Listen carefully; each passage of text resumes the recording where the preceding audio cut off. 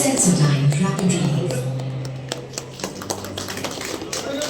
আমাদের এখানে নিমন্ত্রণ বলে আমরা এসেছি আমাদের ট্রাস্টের পক্ষ থেকে। আমি নিয়ে যেতে পারছি, মানে এই সিল্কটাকে আমি বাইরে পরিচয় করাতে পারছি আমার পেন্টিং শুধুমাত্র শাড়িতে নয়। এটাই আমার ইচ্ছে, এটাই আমি নিয়ে করছি, করে যাব। আর ভীষণ এক্সপেরিমেন্ট মানে ওর জন্য অনেকটা দিন টাইম লেগে যাচ্ছে।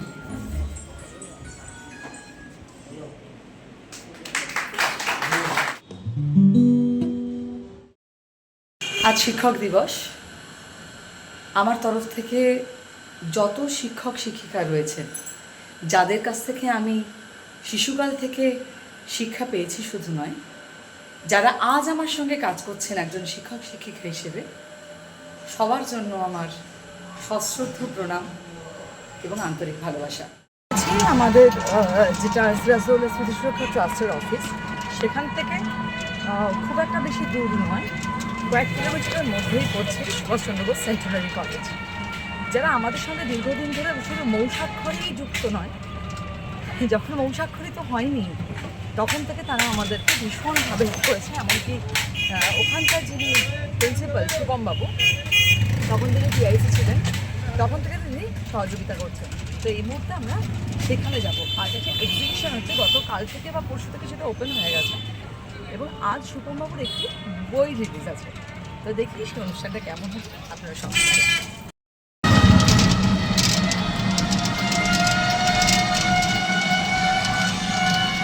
পুজো যে আসছে তার জন্য রাস্তায় রাস্তায় সমস্ত গেট তৈরি হচ্ছে। বোঝাই যায় এই পুজোর আগের সময়টা অদ্ভুত লাগে, এই সময়টাই বোধহয় সব থেকে সুন্দর। পুজো চলে গেলে আর ভালো লাগে না, পুজোর সময়টা অতটাও ভালো লাগে না, এই সময়টা ভালো লাগে। এসে পৌঁছে গেছি সুভাষচন্দ্র বোস সেন্টেনারি কলেজ, যেটাকে লালবাগ কলেজ বলে সকলে চেনে। এখানে একটি আজ চিত্র প্রদর্শনী হচ্ছে, তো সেই চিত্র প্রদর্শনীতে যাব। সঙ্গে স্যারের বই উদ্বোধন রয়েছে, আর আমাদের খুব পরিচিত মুখ শাহিন তিলোত্তমা ক্লিনিকে, আমরা ওকে চিনি খুব ভালো করে। আজও অন্য একটা কাজে যাচ্ছে, তো আমার সঙ্গে এখানে দেখা।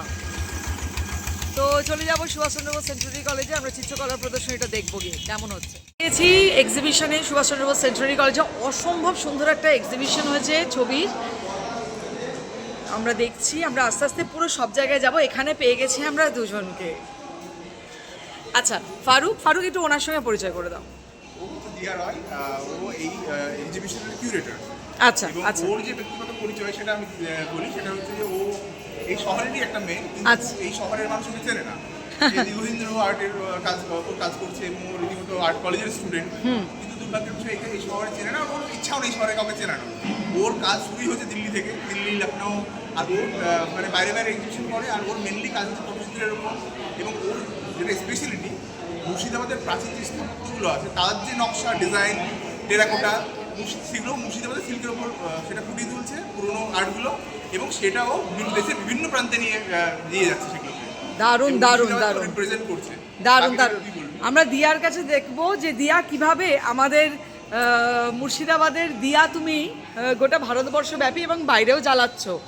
তো একটা কথা আমাকে বলো দিয়া, মুর্শিদাবাদ সিল্কের উপর যে এইটা তুমি ফুটিয়ে তুলছো, এটা কতদিনের পরিকল্পনা তোমার? আমার আর্ট কলেজ থেকে বেরোনোর পর আমি মেনলি চেয়েছিলাম যে আমি যেটা নিয়ে কাজ করবো, এটা একটা মাথায় ছিল যে সবসময় ইউনিফর্মে একটা কাজ করবো।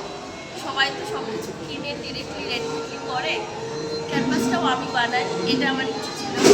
প্রথমে যখন আমি সাধারণ সুতির কাপড়ে বেসটা শুরু করলাম, তখন আমার মনে হলো যদি এখানে আমি মুর্শিদাবাদ সিল্কটা অ্যাড করি, আমি বাইরে যখন গ্যালারিতে যাবো, আমার মুর্শিদাবাদের নামটাও থাকলো, সেটার উপর কাজ করে আমার ইউনিটিও থাকলো, একটা রাজস্বিক ব্যাপার আসছে না, বাইরে আমি সেটা হ্যাং করতে পারলাম। ঠিক ঠিক ঠিক। এবার যেহেতু এখানে মুর্শিদাবাদ সিল্ক মানে শাড়ি বা বাদবাকি গ্যালারিতে তো সবসময় গার্মেন্টস এগুলো হ্যাং করা যায় না, ঠিক, আমাদের ক্যানভাসের মাধ্যমে, ছবির মাধ্যমে সেগুলো দেখাতে হবে।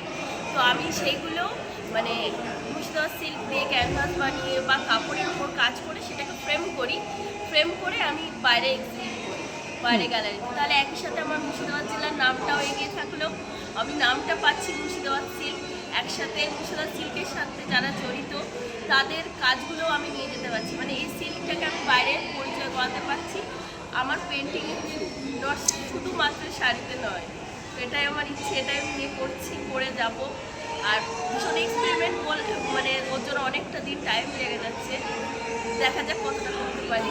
ধন্যবাদ মুর্শিদাবাদকে এইভাবে গোটা ভারতবর্ষের কাছে রিপ্রেজেন্ট করার জন্য, কারণ মুর্শিদাবাদের যে একটা ঐতিহ্য সেটা তো ক্রমশ হারাচ্ছে, তো সেই জায়গাটা আমাদের ধরে রাখতে হবে। আমি মুর্শিদাবাদ সিল্ক নিয়ে যখন বাইরে কাজ করছি, এখানে যেহেতু পরিচিত আছে অনেকে, বাইরে যখন ভাবছে যে না এই কাপড়টা সত্যি এত ভালো ডেনসিটি, শুধুমাত্র পরার জন্য না, এগুলো পেন্টিং লিপি যেগুলো কিছু করা যায়, ইভেন তারাও ভীষণ আকৃষ্ট হয়েছে যে এবার থেকে তারা মানে দিয়া তুমি সিল্ক কেনো, সিল্ক আমাদের পাঠাও, আমরা এরপরে কাজ করি। বাহ বাহ, দারুণ এটা দারুণ। সবথেকে বড় কথা যে আমি আমার কাজের মাধ্যমে ওদের এটার প্রতি লোভ দেখাতে পেরেছি।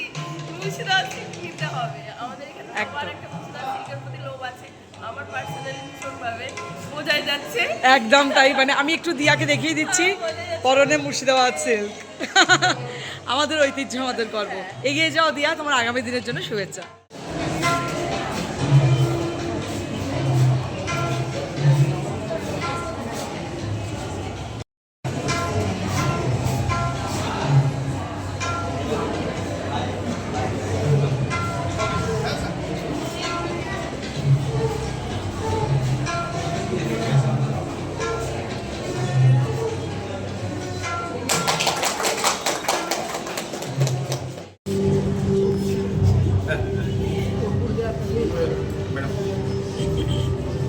Help speed Sensodyne rapidly.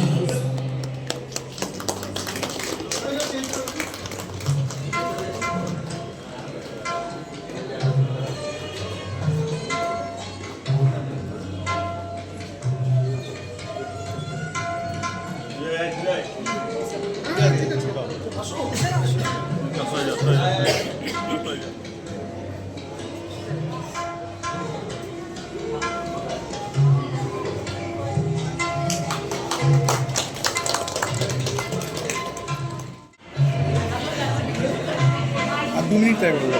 আচ্ছা, এক্সিবিশনটা আমরা দেখে নিই।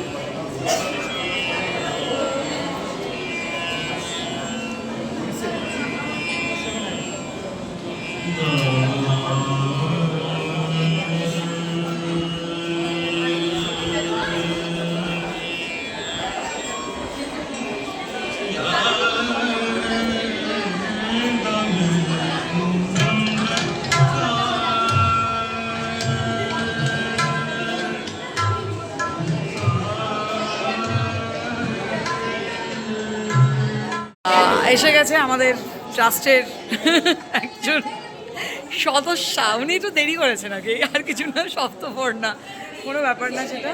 আজ আমাদের এখানে নিমন্ত্রণ বলে আমরা এসেছি আমাদের ট্রাস্টের পক্ষ থেকে।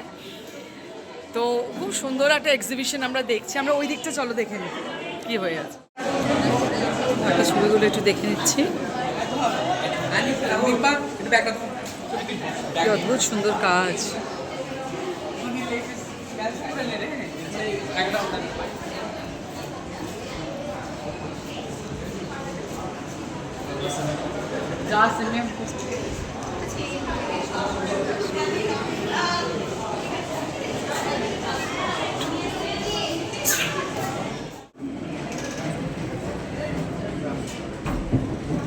এবারে আমরা বরণ করে নেব আরো একজন বিশিষ্ট অতিথি আমাদের মধ্যে উপস্থিত আছেন, সমর্পিতা ম্যাডাম।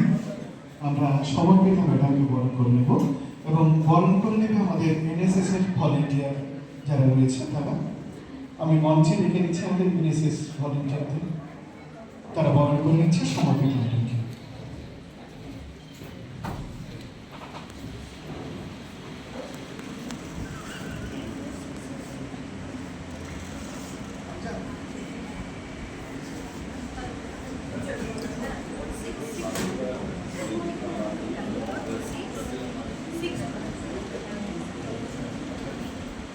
ম্যাডামকে অনেক অনেক ধন্যবাদ তার মূল্যবান সময় আমাকে দেওয়ার জন্য।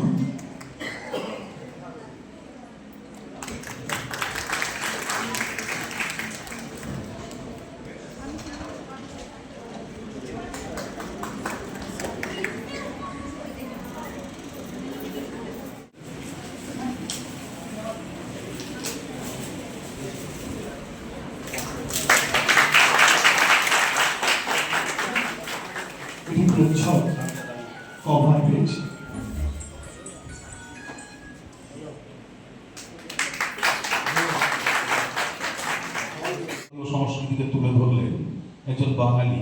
এভাবে যদি নাম করতে যাই তাহলে এই নামের তালিকাটা ক্রমশ দীর্ঘায়িত হবে, এবং আজকের দিনে দাঁড়িয়েও আমরা বলতে পারি যে এই বাঙালি গোটা পৃথিবীতে কিভাবে বিজ্ঞানের জগৎ থেকে শুরু করে খেলাধুলা কিভাবে শাসন করছে। তারপরেও আমাদের শুনতে হয় যে আমরা বাংলা ভাষায় কথা বললেই নাকি আমরা বাংলাদেশি, আমরা বাইরের মানুষ। অথচ আমাদের কৃষ্টি, আমাদের সংস্কৃতি, এই সংস্কৃতির মধ্যে যে কত ধরনের সংস্কৃতি লুকিয়ে আছে। অনেকে বলেন যে বাঙালি সংস্কৃতি তো খুব বেশি পুরনো নয়, বাঙালি তো বিভিন্ন মিশ্র সংস্কৃতির থেকে এসেছে। আরে বাবা, মিশ্র ব্লাড বলেই তো এত ট্যালেন্ট। আমরা নির্দিষ্ট পথে মাটি না, আমরা কখনো গতানুগতিক অধিকারের সঙ্গে সামঞ্জস্য রেখে চলবার চেষ্টা করিনি, তাই আমরা বাড়তি এবং আলাদা কিছু করতে পেরেছি। ইতিহাসের যে সংগ্রহালয় খোলার কথা হচ্ছে, এই ব্যাপারে আগেও আমার কথা হয়েছে এবং আবারও আমি অত্যন্ত আগ্রহী, এবং সেই জন্য যে দায়িত্ব আমার রয়েছে এই কলেজের পরিচালন সমিতির সভাপতি হিসেবে, সার্বিকভাবে আমরা আমাদের পরিচালন সমিতির পক্ষ থেকে এই উদ্যোগকে সমর্থন জানাচ্ছি, সহযোগিতা করার আশ্বাস দিচ্ছি। এবং আরেকটু অনুরোধ করব আমার অধ্যক্ষ মহোদয়কে যে সামনের যে প্রাঙ্গণটা রয়েছে, যেখানে আমাদের সেই মঞ্চের নাম কি দেওয়া হয়েছে? হ্যাঁ, মঞ্চের নাম কি দেওয়া হয়েছে? আজাদ হিন্দ মঞ্চ। সেই আজাদ হিন্দ মঞ্চকে ঘিরে গোটা যে আঙিনা প্রাঙ্গণ, সেইটাকে খুব সুন্দর করে সাজিয়ে, যাতে করে আমরা সবাই কাজ করা শুরু করেছি। তখন স্যার ছিলেন এই কলেজের টিআইসি। তখন থেকেই কিন্তু এই কলেজে আমার যাতায়াত, এবং হয়তো উদ্দেশ্যটা সকলে বুঝতে পেরেছিল যে আমি কি করতে চাইছি। কারণ শুরু থেকে একটা অন্য শহর থেকে যখন এসে কেউ কাজ করে, তখন সেই কাজের খুব বেশি গুরুত্ব প্রথমে কেউ দিতে চায় না, কারণ মানুষ ঠকেছে, বহুবার ঠকেছে। যত বেলা বাড়ে তার গুরুত্ব বাড়ে। তো আজ শিক্ষক দিবসের এই মঞ্চে দাঁড়িয়ে একসঙ্গে এতগুলো কাজ এই কলেজ যে করছে, আজ যে সুন্দর একটা এক্সিবিশন হয়েছে, আজ শুভম স্যারের বই আজ আমরা পেলাম হাতে, বুক রিলিজ হলো, তো এই সবটা মিলিয়ে একটা অদ্ভুত আবহ তৈরি হয়েছে। এখানে যারা যারা উপস্থিত হয়েছেন, যত শিক্ষক রয়েছেন, শিক্ষিকা রয়েছেন, আমাদের শিল্পী সুজয়দা রয়েছেন, আমাদের ট্রাস্টের মেম্বার সপ্তপর্ণা রয়েছেন, আমাদের সবসময় সহযোগী ফারুক রয়েছেন, সুব্রত স্যার রয়েছেন। তো আমরা অনেকগুলো কাজ শুরু করেছি। সেই কাজগুলোর মধ্যে উল্লেখযোগ্য হচ্ছে এই শহরের ইতিহাস পড়ানো। এই কথাটা বলার কারণ হচ্ছে যে সবথেকে বেশি সহযোগিতা আমি দুটো কলেজ থেকে পাচ্ছি। এই কলেজ মানে সুভাষচন্দ্র বোস সেন্টিনারি কলেজ এবং ধন্যকুমারী কলেজ। তারা গিয়ে কিন্তু স্কুলে স্কুলে ইতিহাস চর্চা করার জন্য অঙ্গীকারবদ্ধ হয়েছে। খুব একটা সুন্দর দিন কাটলো আর শিক্ষক দিবসের দিনে।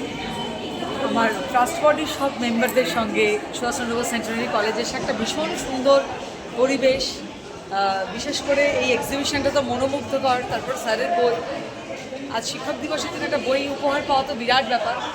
তো আমরা আজ ভিডিও এখানেই শেষ করছি। আগামী পথ চলা নবাব সিরাজউদ্দৌলা স্মৃতি সুরক্ষা ট্রাস্টের সঙ্গে আপনাদের অবশ্যই থাকবে।